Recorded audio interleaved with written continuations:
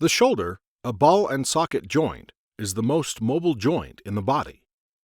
Because the shoulder is stabilized by muscles and tendons rather than by bone, it has a wide range of motion. However, this great degree of motion has a trade-off.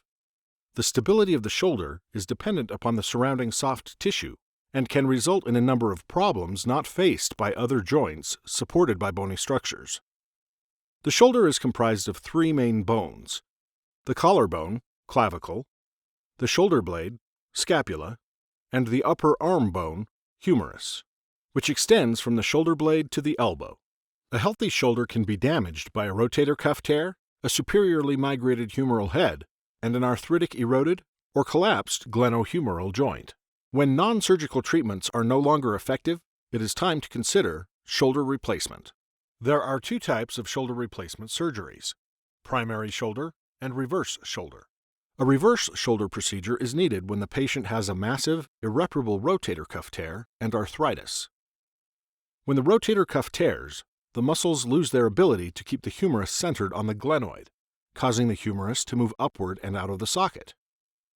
In a reverse shoulder replacement surgery, the shoulder anatomy is reversed, allowing the deltoid to become the main functioning muscle in absence of a healthy rotator cuff. The surgeon will make an incision in the front of the shoulder, long enough for the surgeon to see and access the joint. Once the shoulder joint is exposed, the head of the humerus is removed. Next, the socket, glenoid, is cleaned out and prepared for the implant.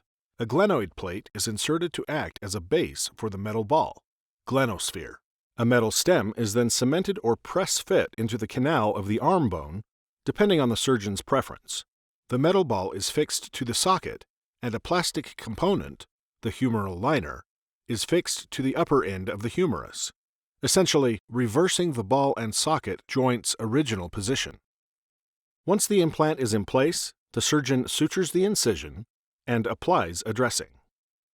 The specifics of recovery and rehabilitation will be determined by the surgeon based on a patient's condition.